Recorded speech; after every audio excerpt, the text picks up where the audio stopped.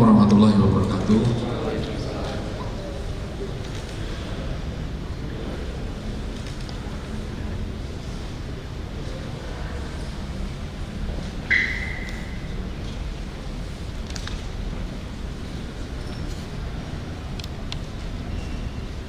Yang kami hormati Bapak Deputi Kementerian PPPA, terima kasih. Kemudian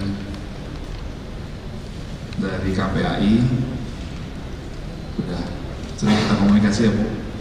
Terima kasih. Hadir Pak Kapolres, Pak Direskrimum, serta dari DP3A Kabupaten Bekasi. Rekan-rekan, untuk mempersingkat waktu karena sudah sempat mundur waktunya, selanjutnya akan disampaikan oleh Bapak Direskrimum Polda Metro Jaya tentang kronologis peristiwa serta proses pengungkapan, yang mana ini merupakan komitmen dari Polda Metro Jaya mengusut tuntas terhadap gangguan Kamtibmas yang terjadi dan juga memberikan perlindungan kepada kelompok rentan. Selanjutnya waktu kami persilakan kepada Bapak Direskrimum Polda Metro Jaya untuk menjelaskan. Terima kasih.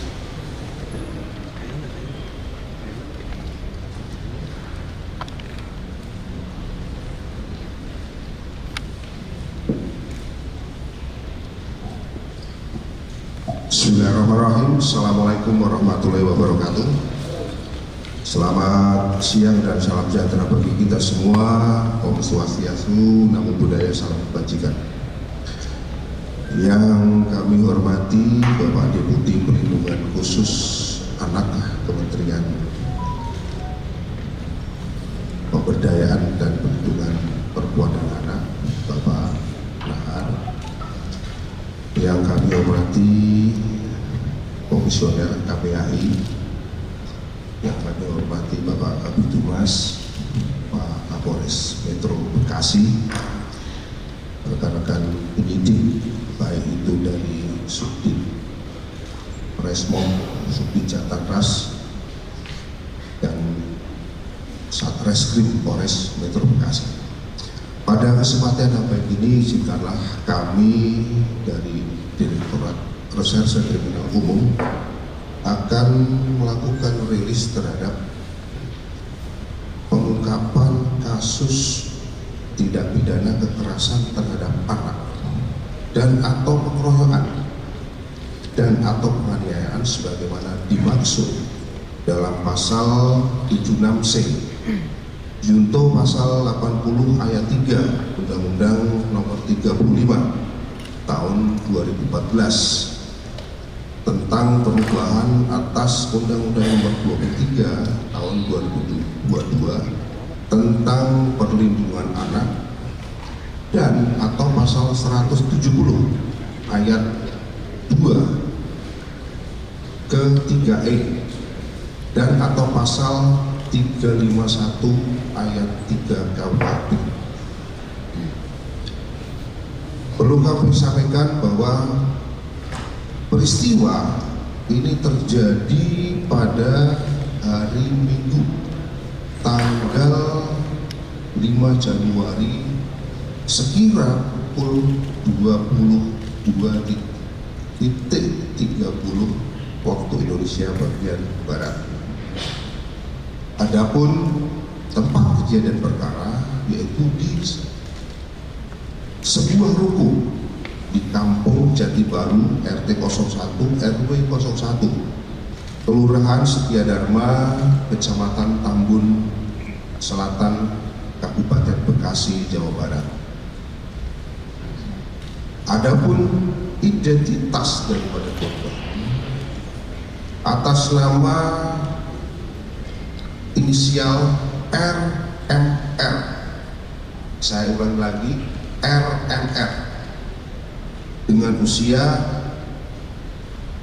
3 tahun 9 bulan dengan jenis kelamin laki-laki yang merupakan anak kandung dari tersangka SD.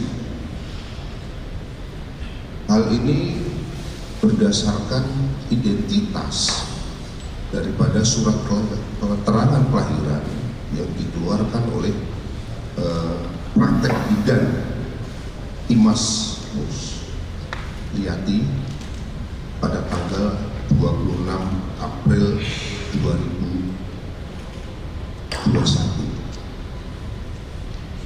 Selanjutnya kami sampaikan bahwa motif daripada para pelaku melakukan perbuatan, yaitu para tersangka melakukan tindak pidana tersebut karena kesal ataupun emosi terhadap korban. Emosi tersebut ataupun kekesalan tersebut disebabkan karena tersangka ditegur oleh karyawan di sebuah minimarket karena korban muntah, di teras minimarket, di mana lokasi minimarket tersebut ini merupakan lokasi yang setiap hari para tersangka melakukan aktivitas meminta-minta ataupun mengemis di lokasi minimarket tersebut.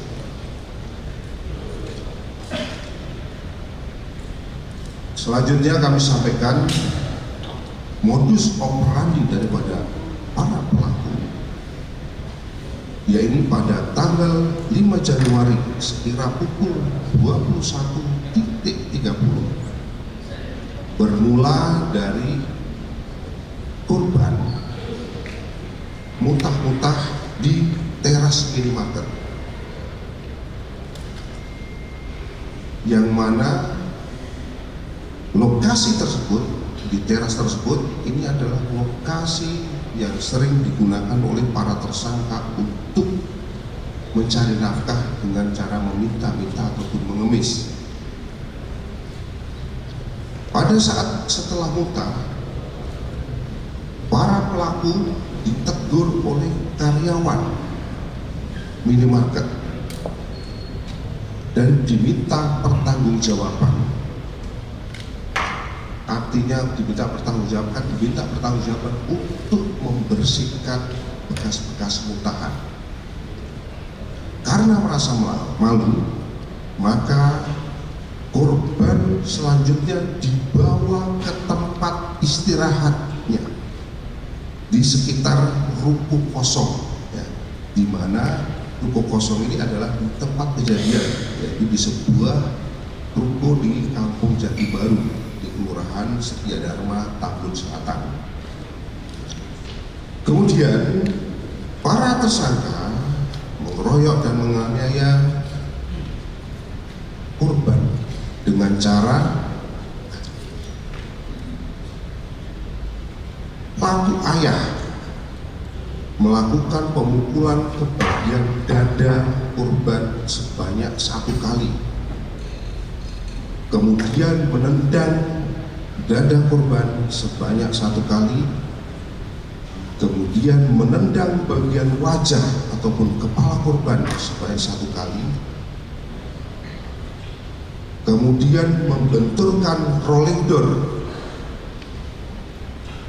kemudian menampar pipi korban sebanyak 2 kali.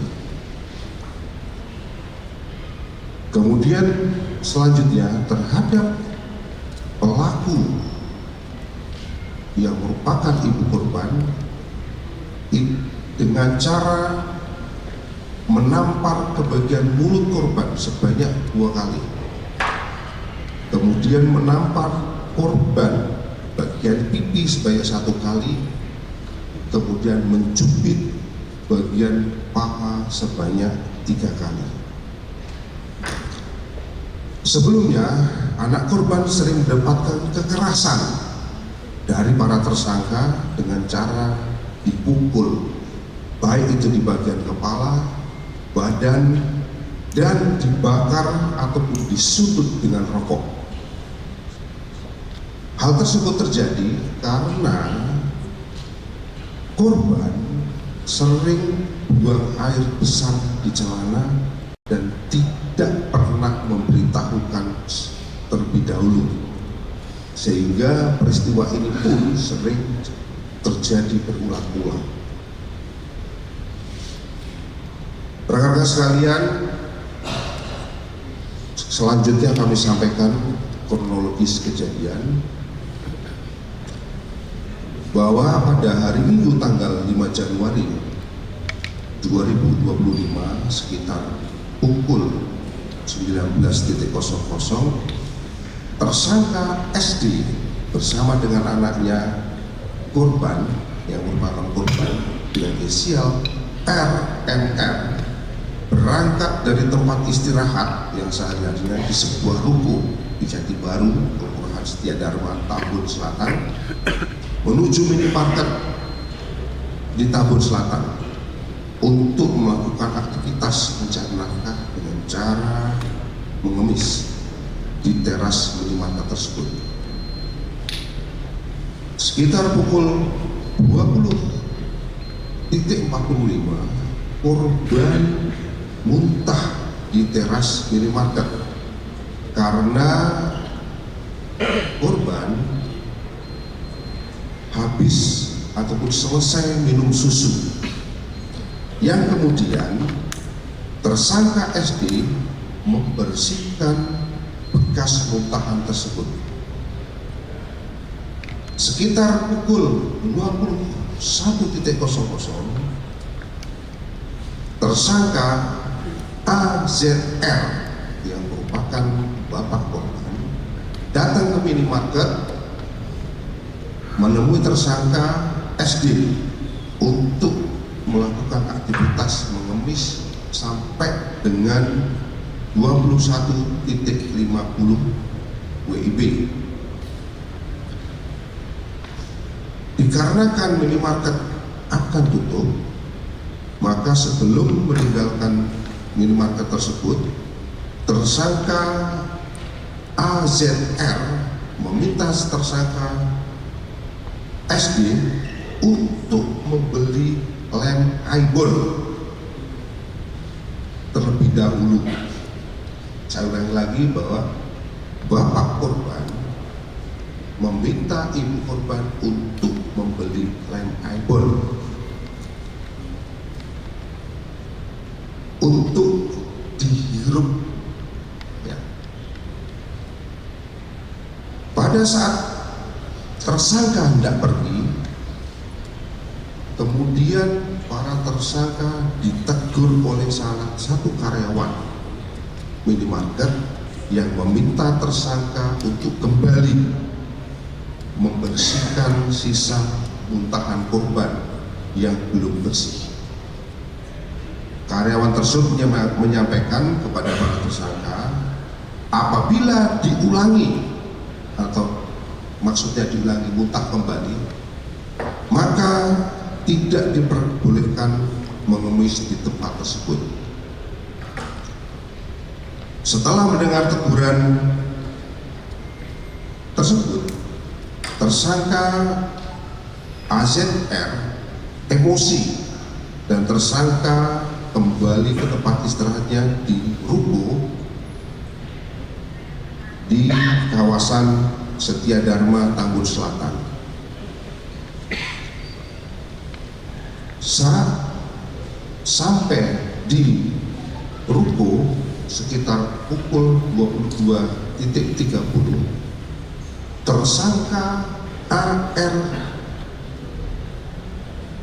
tersangka AZR menghirup lem eyeball yang dibeli di minimarket, sedangkan tersangka SD menasehati korban supaya tidak muntah sembarangan. Kemudian tersangka SD menampar korban di bagian mulut sebanyak 2 kali, mencubit korban pada bagian paha 3 kali, dan setelah selesai melakukan tindakan terhadap korban, tersangka ID SD menghirup lem iPhone. Sedangkan tersangka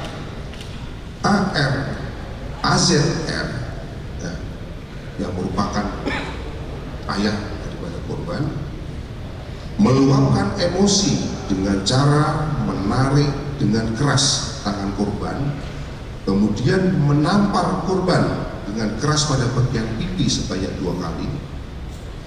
Selanjutnya memukul korban pada bagian dada dan mengambil kemoceng dan memukul di bagian pantat sebanyak 2 kali. Lalu tersangka AZR menasihati korban agar tidak mengulangi perbuatannya lagi, yaitu dalam hal ini muntah sembarangan. Dikarenakan masih emosi, tersangka AZR menendang korban di bagian dada sebanyak 1 kali dan membuatnya terjatuh dalam posisi duduk. Kemudian tersangka AZR menendang korban kembali pada bagian pipi sebelah kiri hingga kepala korban membentur pintu besi rolling door ruko. Pada saat korban sudah tidak berdaya dengan menunjukkan adanya sesak napas, tersangka AZR menyuruh tersangka SD pergi ke warung untuk membeli minyak kayu putih. Setelah membeli minyak kayu putih, tersangka SD langsung mengoleskan di bagian hidung dan perut korban. Namun korban tetap tidak sadarkan diri. Selanjutnya tersangka beristirahat dan berharap korban akan sadar keesokan harinya. Pada hari Senin tanggal 6 Januari sekitar pukul 6.00 WIB, tersangka SD bangun dan melihat korban sudah tidak bernapas lagi dan tangan serta kaki korban sudah dingin dan kaku. Kemudian tersangka SD membangunkan tersangka AZR dan melihat korban sudah betul-betul kaku dan badannya dingin. Selanjutnya tersangka AZR memindahkan jasad korban ke dalam ruko yang lain yang letaknya bersebelahan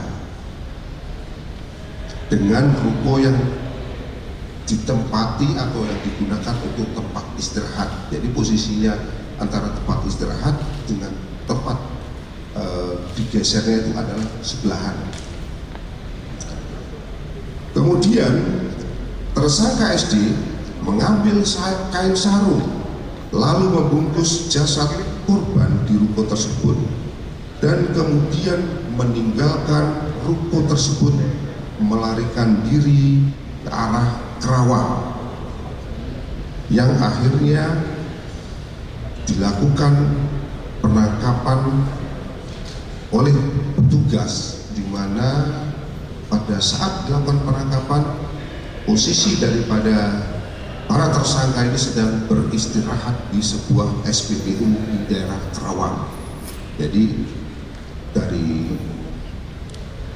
Tambun sempat melarikan diri dengan di beberapa tempat dengan cara menumpang kendaraan-kendaraan yang akhirnya tim gabungan dari Subdit Resmob di Jatanras dan Polres Metro Bekasi berhasil melakukan penangkapan para tersangka di daerah Kerawang. Bahwa pada saat para tersangka memindahkan korban, dilihat oleh saksi Suhadi pada pukul 09.00. Pada saat itu, saksi Suhadi beristirahat di warung saksi Jajuli, dan saksi Jajuli mengatakan kepada saksi Suhadi, mengapa para tersangka tidak bersama dengan anaknya. Dijawab dengan saksi Suhadi bahwa yang bersangkutan pada pukul 06.30 melihat para tersangka mengangkat seseorang dari tempat istirahat mereka dan membawa ke ruko sebelahnya. Kemudian para saksi melakukan pengecekan di ruko tempat tersangka membawa tersebut dan melihat ada seorang anak yang diselimuti dengan sarung dan ditemukan dalam posisi meninggal. Selanjutnya para saksi melaporkan temuan tersebut pada RT setempat, dan selanjutnya RT tersebut melaporkan kepada Polsek Tambun Selatan untuk melakukan proses penelitian penyelidikan lebih lanjut. Rekan-rekan sekalian, kami sampaikan bahwa proses pengungkapan kasus ini yaitu berdasarkan laporan polisi yang diterbitkan oleh Polsek Tambun Selatan pada tanggal 6 Januari 2025. Setelah dilakukan langkah-langkah melakukan pengolahan TKP, kemudian melakukan serangkaian meminta keterangan para saksi, melakukan penyelidikan lebih dalam, tim gabungan dari Subdit Resmob dan Subdit Jatanras serta Satreskrim Polres Metro Bekasi berhasil mengidentifikasi para tersangka dan berhasil menemukan lokasi para tersangka, yang mana lokasi para tersangka ini cukup sulit karena kita harus mencari secara manual. Ini berkat kejelian daripada rekan-rekan penyidik kita, tim operasional kita di lapangan yang melakukan penyisiran mulai dari Tambun, Cikarang, Cibitung, nyicir manual sampai dengan Kerawang. Kemudian tim juga melakukan serangkaian kegiatan mulai dari observasi dan penyusuran. Akhirnya tersangka berhasil ditangkap pada saat berada di SPBU di Jalan Raya Pangluah, Kecamatan Kota Baru, Kerawang, Jawa Barat. Selanjutnya, untuk mempertanggungjawabkan perbuatannya, tersangka dilakukan proses penyidikan oleh Subdit Resmob Direktorat Krimpol Polda Metro Jaya. Rekan-rekan sekalian, adapun identitas daripada para tersangka, yang pertama adalah saudara AZR. Ini kelahiran Jakarta. Adapun peran daripada AZR ini melakukan pemukulan bagian dada, kemudian menendang bagian dada dan menendang bagian wajah, serta menampar pipi, serta menarik sampai dengan membenturkan kena pagar besi, koridor, ya, pintu koridor. Sedangkan tersangka kedua dengan inisial adalah saudari SD. Ini merupakan ibu daripada korban. Adapun perannya itu melakukan pemukulan dengan cara menampar ke arah bagian mulut sebanyak 2 kali, menampar pipi, maupun melakukan mencubit pada bagian paha. Dari serangkaian kegiatan yang dilakukan, tim penyidik melakukan penyitaan terhadap barang bukti antara lain 1 potong jaket warna biru, 1 buah topi warna hitam, 1 buah kaos warna merah, 1 potong celana jeans, 1 buah kemoceng, 1 buah kerudung abu-abu, 1 buah jaket warna biru, 1 potong kaos warna merah, 1 potong celana panjang warna abu-abu. Dari serangkaian proses penyidikan yang kita lakukan, kami terapkan atau kita persangkakan kepada para tersangka dengan pasal 76C junto pasal 80 ayat 3 Undang-Undang Nomor 35 Tahun 2014 tentang perubahan Undang-Undang Nomor 23 Tahun 2002 tentang perlindungan anak, dan atau pasal 170 ayat 2 huruf ke-3E KUHP dan atau pasal 351 ayat 3 KUHP. Perlu kami sampaikan bahwa terhadap Undang-Undang Perlindungan Anak ini dijerat dengan ancaman maksimal selama 15 tahun, sedangkan untuk pasal pengeroyokan pasal 170 diancam paling lama 12 tahun, sedangkan untuk penganiayaan mengakibatkan korban meninggal dunia diancam dengan hukuman paling lama selama 7 tahun. Mungkin demikian yang perlu kami sampaikan dari bahan rilis pada kesempatan yang baik ini. Selanjutnya kami kembalikan kepada Bapak Kabid Humas. Terima kasih. Terima kasih Pak Direskrim. Selanjutnya kami beri Kapolres Ibu dari DP3A Kabupaten Bekasi.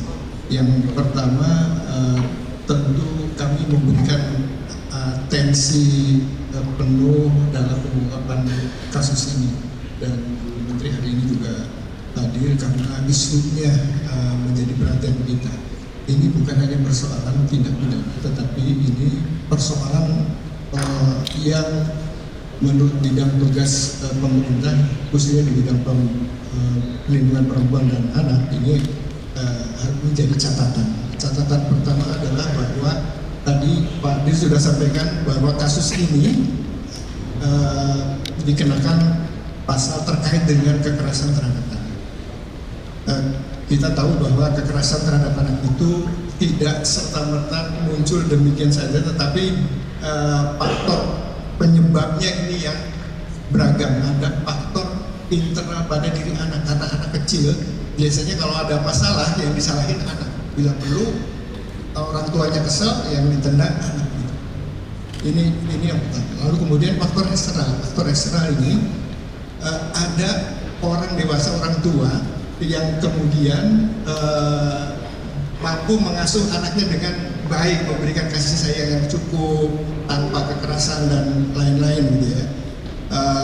Tapi kemudian persoalannya juga bagaimana mau mencukupi kebutuhannya. Untuk makan saja susah gitu. Tempat tinggal nggak ada. Tinggalnya bisa di mana saja. Maka dikenallah dunia kekerasan di luar rumah.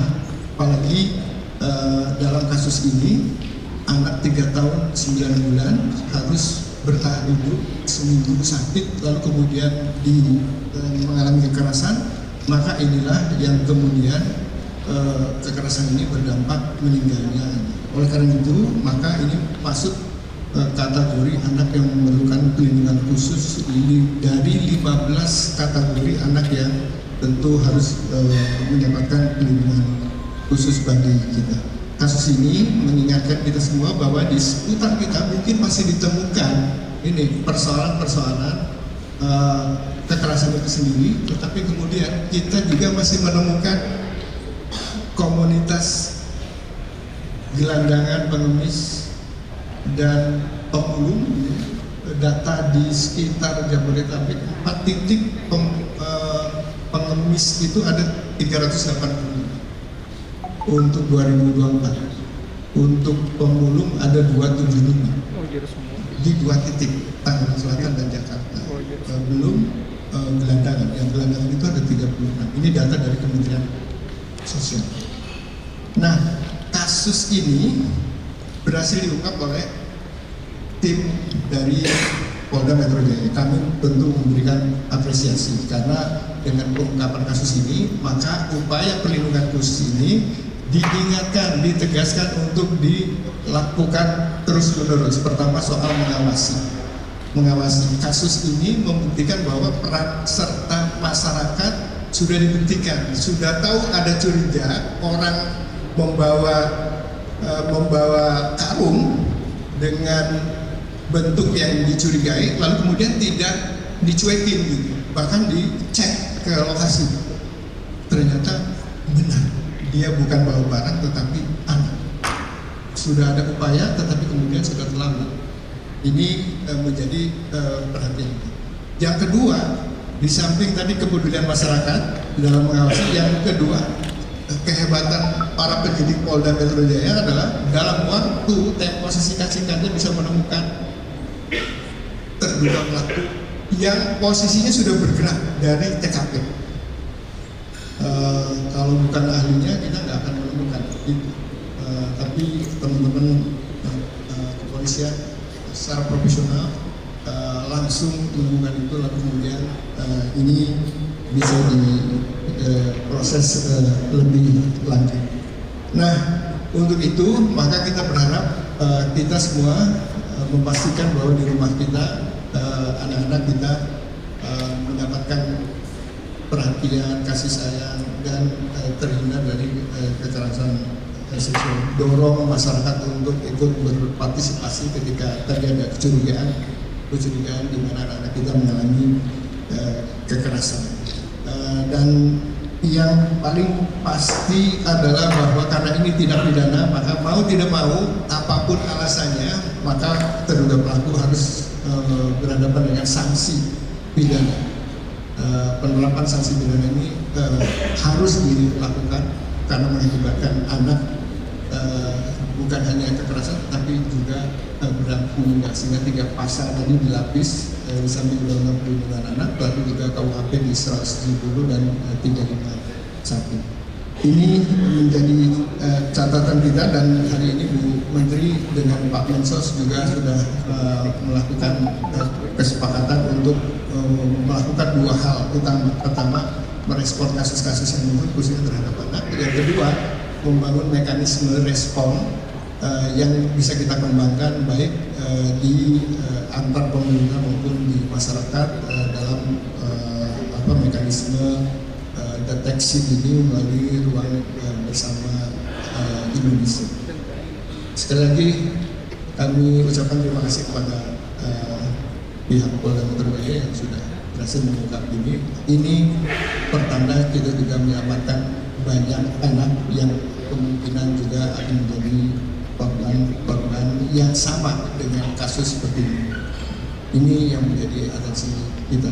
Demikian, terima kasih. Assalamualaikum warahmatullahi wabarakatuh. Waalaikumsalam. Terima kasih Bapak.